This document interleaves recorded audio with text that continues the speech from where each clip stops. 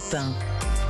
8h13 sur Europe 1. Bonjour Bertrand Piccard. Bonjour Dimitri. Bienvenue sur Europe 1. Vous êtes explorateur, psychiatre, pionnier des technologies propres, président de la fondation Solar Impulse.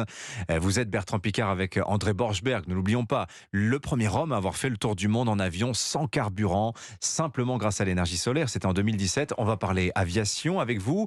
Mais une question d'abord, Bertrand Piccard, sur ce qui fait l'actualité depuis 4 jours, la tragédie du Titan, ce petit sous-marin qui a visiblement implosé sous la pression de l'eau lorsqu'il descendait vers l'épave du Titanic. On pense évidemment aux victimes. Votre réaction, Bertrand Piccard, de fils d'océanographe, d'explorateur, vous avez navigué vous aussi dans les fonds marins, je crois. Alors mon père m'a pris plusieurs fois avec lui dans ses sous-marins. En tout, il en a construit 5, y compris le bathyscaphe qui est descendu au fond de la fosse des Mariannes en 1960. Et j'ai toujours vu mon père m'expliquer toutes les mesures de sécurité qu'il y avait sur ces sous-marins. Et visiblement, il n'y avait pas du tout ces mesures de sécurité-là sur ce petit sous-marin Titan. C'est un sous-marin qui était visiblement mal conçu, mal construit, mal entretenu. Oui. Donc ça fait beaucoup d'erreurs. Est-ce qu'à l'époque de Solar Impulse, alors peut-être dans un milieu moins hostile, les airs, enfin davantage maîtrisés par les hommes que les fonds marins, je crois qu'il n'y a pas plus hostile l'espace peut-être, est-ce que vous avez fait, vous, des concessions à la sécurité au nom de l'innovation, au nom des pionniers, Bertrand Alors Piccard? on ne pouvait pas, parce que l'avion devait être certifié. Quand j'ai fait le tour du monde en ballon avec Breitling Orbiter 3, le ballon était certifié aussi. Donc c'était une constante négociation avec les autorités aéronautiques. Et c'est toujours eux qui gagnaient sur la sécurité, ça je peux vous dire. Mais qu'est-ce que vous pensez de ce genre d'expédition, ce tourisme, les pionniers, élitistes aussi, au fond des océans, à destination du Titanic, évidemment un aimant potentiel à tourisme, hein. Vous savez, l'épave du Titanic, c'est mythique, c'est une histoire légendaire, c'est un des films qui a fait le plus de recettes dans l'histoire du cinéma. Il faut voir que quand on vit dans une société qui est très normative, où les gens doivent finalement abandonner pas mal de responsabilités personnelles au profit de règles très bien établies, il y en a qui ont envie d'être des explorateurs, d'être des pionniers, de prendre de la responsabilité personnelle, de prendre un peu plus de risques, sortir de leur zone de confort, et je comprends très bien. Alors maintenant, c'est vrai que là c'est élitiste, parce qu'à 250 000 $ la plongée, on peut peut-être faire quelque chose d'un peu plus ouvert au public, mais je comprends que ceux qui ont les moyens aillent faire des choses comme ça, mais il faut choisir son engin de manière à remonter en sous-marin. Le but, c'est pas de descendre, c'est de remonter, comme me disait toujours mon père. Bertrand Piccard, alors, votre combat aujourd'hui, c'est l'environnement. Vous abordez très différemment de l'écologie politique de gauche qu'on entend le plus souvent, particulièrement en France. Vous avez été récompensé lundi à la cérémonie des Lions à Cannes. C'est une cérémonie qui récompense chaque année les meilleures campagnes de publicité et de communication. Vous avez reçu avec Solar Impulse, votre fondation, un Lion d'or pour la campagne du prêt à voter. Vous étiez venu présenter sur Europe 1 en septembre dernier au micro de Sonia Mabrouk, d'ailleurs, qui nous écoute. Est-ce que vous pouvez rappeler aux auditeurs d'Europe 1, Bertrand Piccard, ce qu'est le prêt à voter? Alors en fait, ce qui est extraordinaire, c'est qu'il y a eu 2 lions d'or, 2 lions d'argent, 2 lions de bronze. Oui, c'est vrai, j'ai donné qu'une récompense, vous avez eu 6. Mais ce qui est extraordinaire, parce que c'est comme les Oscars à Hollywood, ou les Césars aussi pour les films. C'est une campagne qui a été montée par Publicis, elle a été offerte par Publicis à ma fondation, donc c'est extraordinaire qu'elle soit aussi bien récompensée. Et ça visait à amener aux parlementaires et aux sénateurs des recommandations législatives pour débloquer des solutions qui protègent l'environnement, qui n'arrivaient pas à faire leur chemin à cause de vieux règlements ou de vieilles réglementations. Et prêt à voter, c'est-à-dire en fait la mesure, voilà, elle est écrite. C'est écrit par des juristes. Ouais. C'est du lobbying vert en fait. Hein, Pardon. C'est du lobbying vert. Moi j'aime mieux dire de l'advocacy, parce que le lobbying, c'est souvent quand on veut promouvoir des choses pour soi-même, et là c'est vraiment promouvoir quelque chose pour la collectivité. Alors il y a 3 des recommandations qui ont été reprises dans la loi de promotion des énergies renouvelables l'année passée, mais il y a maintenant plusieurs de ces recommandations qui sont prises pour la loi sur l'industrie verte. Dans la législation française. Hein. Dans la législation française. Donc ce prêt à voter continue son chemin.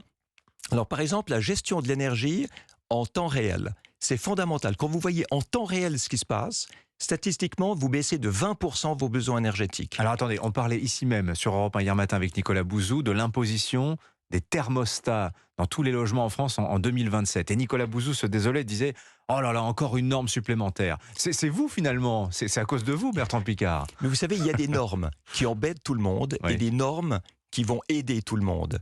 La gestion de l'énergie en temps réel, c'est quelque chose qui permet d'économiser énormément d'énergie, de prendre conscience Oui. de ce qu'on gaspille. C'est un mal pour un bien, si je vous comprends. C'est un bien pour un bien.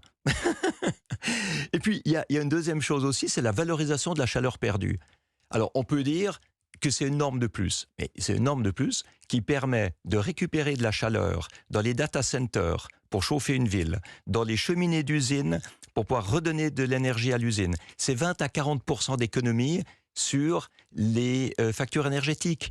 Donc, pour l'environnement, c'est aussi pour l'économie. Mmh. Et puis, dans les marchés publics, aujourd'hui, vous valorisez ce qui est le moins cher. Même si sur 10 ans, c'est beaucoup plus cher parce que vous utilisez plus d'énergie. Et combien d'entreprises françaises s'en désolent parce que des marchés leur échappent à cause de ça? Mais exactement. Et ça, c'est une des propositions qui a été retenue par le ministre de l'économie et par le ministre de l'industrie pour ce nouveau projet de loi sur l'industrie verte. Et c'est extraordinaire.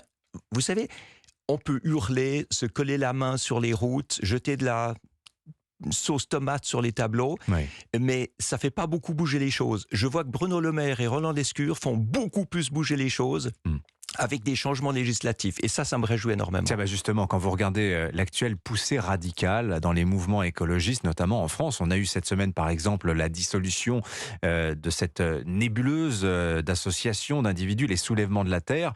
Ils ont réagi par la bravade, persuadés que la cause est tellement juste que il faut leur passer certains débordements, certaines transgressions avec la légalité. Comment vous regardez ça, vous, Bertrand Piccard? C'est vrai que la cause est juste. Tout à fait. Maintenant, le moyen doit permettre de rassembler le plus de consensus possible, le plus d'efforts possibles communs. Et ça, c'est ce qui ne se fait pas. Je vois au sein de la gauche des clivages qui sont en train de se faire entre ceux qui discréditent la cause écologique et ceux qui la promeuvent. Et on voit bien qu'on ne va pas pouvoir continuer à se battre les uns contre les autres et croire qu'on va protéger l'environnement. On doit arriver à réconcilier tous les efforts et pour ça, on a besoin des solutions des industries, on a besoin des finances des financiers, on a besoin des solutions des scientifiques, on a besoin des activistes écologistes qui font prendre conscience et qui poussent à bouger. On a besoin de tout le monde. Si on prend qu'un seul, ça marche pas. Mais c'est un peu angélique comme vision des choses, Bertrand Piccard. On voit bien les antagonismes. Regardez les citoyens. Est-ce qu'on arrive à les embarquer dans l'écologie? Parce que pour eux, en pratique, pour le citoyen, l'écologie aujourd'hui, c'est des interdictions qui s'empilent, c'est des voitures qu'il faut changer, c'est du logement de plus en plus cher. Bref, c'est que des sacrifices. Vous la sentez pas venir, là, la fatigue écologique? Alors, si vous présentez l'écologie comme ça, ou que les gens comprennent l'écologie comme ça, bien sûr qu'ils vont détester l'écologie, et c'est ce qui se passe depuis 50 ans. Un narratif d'écologie chère, rébarbatif, sacrificiel pour l'économie, pour le confort, pour la mobilité, etc. Et les gens veulent pas ça. Les gens, ils veulent un narratif écologique enthousiasmant, fédérateur, créateur d'emplois, qui améliore le pouvoir d'achat et qui développe l'économie. Et ça, aujourd'hui, avec les solutions comme celles qu'on a trouvées avec la Fondation Solar Impulse, comme celles qu'on va exposer à la Cité des Sciences dans une exposition à partir du 20 septembre en réponse à l'urgence climatique, eh bien aujourd'hui c'est possible parce que les solutions existent pour le faire. Et ce n'est pas des solutions high-tech qui n'existent pas aujourd'hui et qu'on va inventer la fusion nucléaire dans 50 ans. On va rien avoir besoin d'attendre. Avec la Fondation Solar Impulse, on a 1515 solutions qui existent aujourd'hui, qui sont issues du bon sens, qui sont de la technique et pas de la haute technologie. Mais il faut qu'elles fassent leur chemin vers le marché. Il faut que tout le monde puisse les utiliser. Il faut que les ménages les plus modestes, et même parfois les gens les plus pauvres, puissent diminuer leurs factures en baissant le gaspillage. Et ça, il y a plein de systèmes qui existent, et c'est ces systèmes-là qu'il faut mettre en place. Alors d'ailleurs, très concrètement, vous êtes rendu au Bourget cette semaine pour le Paris Air Show. Alors on sait que vous aimez passionnément les avions, mais je vous imagine parfois un peu, ça doit être un peu contrariant pour vous de voir que l'aviation, on dit souvent d'elle que c'est elle qui boira la dernière goutte de pétrole qui restera sur Terre. Est-ce que vous croyez, vous, à l'avion vert. J'ai vu fleurir toute la semaine l'expression le Bourget, c'est le salon de l'illusion. L'avion vert n'existera jamais. Est-ce que vous pensez que c'est malheureusement vrai? Alors, il y a beaucoup de gens qui avaient prouvé scientifiquement, avant 1903, qu'un plus lourd que l'air ne volerait jamais. Oui. Et ça a été totalement démenti avec les frères Wright et leur premier avion. Les spécialistes m'avaient prouvé que Solar Impulse ne volerait jamais, qu'il n'y aurait jamais assez d'énergie pour faire voler un avion solaire jour et nuit. Et c'est vrai, vous avez prouvé le contraire. Eh ben, on l'a fait. Oui. Il faut arrêter de croire que la science peut être totalement prédictive. La science, elle se base sur les connaissances d'aujourd'hui. Oui. Et il faut de la disruption pour pouvoir faire autrement et de l'innovation, mais sans naïveté. Oui, c'est ce que j'allais vous dire. C'est-à-dire qu'aujourd'hui, l'aviation a incontestablement commis des erreurs en voulant rester en dehors des accords de Paris, en faisant du low cost qui pousse les gens à voler, pas parce qu'ils veulent aller quelque part, mais parce que c'est pas cher. Et ça, c'est inadmissible. Et moi, je me bats là contre.